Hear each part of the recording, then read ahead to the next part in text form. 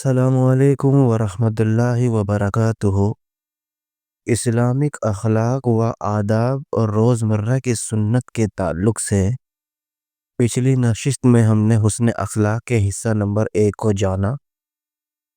چلیے ہم حصہ نمبر 2 کی طرف منتقل ہوتے ہیں۔ اللہ تعالیٰ نے قرآن میں فرمایا، اور معافی اور درگزر سے کام لو، کیا تم نہیں چاہتے کہ اللہ تمہارے قصور بخش دے؟ اللہ تو بڑا بخشنے والا نہایت رحم والا ہے۔ اللہ انسانوں کو معافی کا رویہ اختیار کرنے کی دعوت دے رہا ہے۔ جو لوگ دوسروں کو معاف کرتے ہیں اللہ بھی انہیں معاف کرتا ہے۔ درگزر صرف دنیا میں صلح نہیں بلکہ آخرت کے لیے بھی ایک راہ ہے۔ صدقہ ظاہر میں مال نکالتا ہے لیکن حقیقت میں برکت کا سبب بنتا ہے۔ معافی کمزوری نہیں بلکہ اللہ اس کے بدلے عزت عطا کرتا ہے۔ جو اللہ کے لیے اپنے آپ کو نیچا رکھتا ہے اللہ اسے لوگوں میں بلند مرتبہ دیتا ہے۔ حضرت ابو ہریرہ رضی اللہ عنہ سے روایت ہے کہ رسول اللہ صلی اللہ علیہ وسلم نے ارشاد فرمایا، صدقہ دینے سے مال کم نہیں ہوتا، اور جو بندہ معاف کرتا ہے اللہ اس کی عزت میں اضافہ کرتا ہے، اور جو اللہ کے لیے توضع اختیار کرتا ہے اللہ اس کا رتبہ بلند کرتا ہے۔ دین اسلام آسانی اور یکسوئی کا دین ہے۔ اصلی ہدایت کسی فرقے سے نہیں بلکہ اس دین سے ہے جو ابراہیم علیہ السلام کا تھا، جو صرف ایک اللہ کی عبادت پر مبنی تھا، جس میں شرک کا کوئی حصہ نہیں۔ اللہ تعالیٰ نے قرآن میں فرمایا، یہود کہتے ہیں یہودی بن جاؤ تو ہدایت ملے گی، اور نصارہ کہتے ہیں نصرانی بن جاؤ تو ہدایت ملے گی۔ آپ کہہ دیجئے نہیں، ہم چلتے ہیں ابراہیم علیہ السلام کے دین پر جو صرف اللہ کی طرف متوجہ تھے اور مشرکین میں سے نہ تھے۔ سورہ البقرہ آیت نمبر 135۔ اسلام میں کشادگی ہے۔ اسلام تنگی والا دین نہیں، یہ فطرت اور آسانی والا نظام حیات ہے۔ رسول اللہ صلی اللہ علیہ وسلم نے فرمایا، یہود جان لیں کہ ہمارے دین میں کشادگی ہے، مجھے ایک حنیف اور آسان دین کے ساتھ بھیجا گیا ہے۔ حیا صرف بھلائی لاتی ہے۔ حیا ایک ایسی صفات ہے جو انسان کو برائی سے روکتی ہے اور اس میں اخلاق کی بہتری لاتی ہے۔ سنت کی افضلیت ہر شخص کے قول اور کتاب پر برقرار ہے۔ نبی صلی اللہ علیہ وسلم نے فرمایا، حیا صرف بھلائی لاتی ہے۔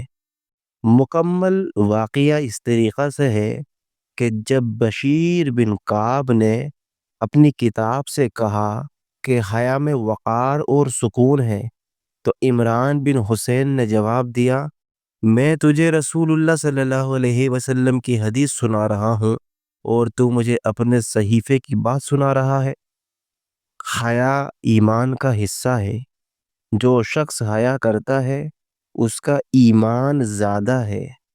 حیا اور ایمان آپس میں جڑے ہوئے ہیں۔ زیادہ حیا کو نقصان سمجھنا غلط ہے، یہ اصل میں ایمان کی علامت ہے۔ رسول اللہ صلی اللہ علیہ وسلم نے ارشاد فرمایا، اسے چھوڑ دو، حیا ایمان کا حصہ ہے۔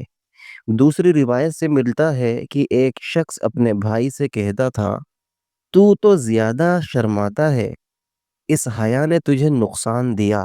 رسول اللہ نے فرمایا، اسے چھوڑ دو، حیا ایمان کا حصہ ہے۔ ہر حیا بھلائی لاتی ہے۔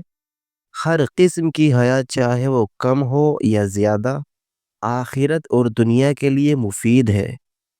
رسول اللہ صلی اللہ علیہ وسلم نے فرمایا، حیا صرف بھلائی لاتی ہے، حیا نبوت کا پیغام ہے، حیا صرف لفظوں میں نہیں، چہرے کے اظہار میں بھی تھی۔ یہ ادب اور اخلاق کا اعلیٰ درجہ ہے۔ رسول اللہ صلی اللہ علیہ وسلم ایک پردے میں رہنے والی کنواری لڑکی سے بھی زیادہ باحیا تھے۔ جب کسی چیز کو ناپسند کرتے تو ہم آپ کے چہرے سے سمجھ جاتے تھے۔ حیا نہ ہو تو جو جی چاہے کرو۔ حیا انسان کو برائی سے روکتی ہے۔ جب حیا چلی جائے تو پھر گناہوں کی حد نہیں رہتی۔ رسول اللہ صلی اللہ علیہ وسلم نے فرمایا، پہلی نبوتوں کا پیغام تھا، اگر تم میں حیا نہ ہو تو جو جی چاہے کرو۔ یہ وہی پیغام ہے جو سب انبیاء حیا انسانی اخلاق کی بنیاد سے لائے ہیں۔ حیا اور ایمان کا رشتہ۔ حیا صرف اخلاق نہیں، عقیدہ کا بھی حصہ ہے، اور بد زبانی ایمان کی خلف ہے۔ حیا اور فحش دونوں ایک دل میں اکٹھے نہیں ہو سکتے۔ رسول اللہ صلی اللہ علیہ وسلم نے فرمایا، حیا ایمان کا حصہ ہے اور ایمان جنت میں لے جاتا ہے، فحش اور کٹی ہوئی جہنم میں لے جاتی ہے۔ رسول اللہ صلی اللہ علیہ وسلم نے فرمایا، حیا ایمان کا حصہ ہے اور فحش کلامی جہنم میں لے جاتی ہے۔ حیا چیز کو زینت دیتی ہے۔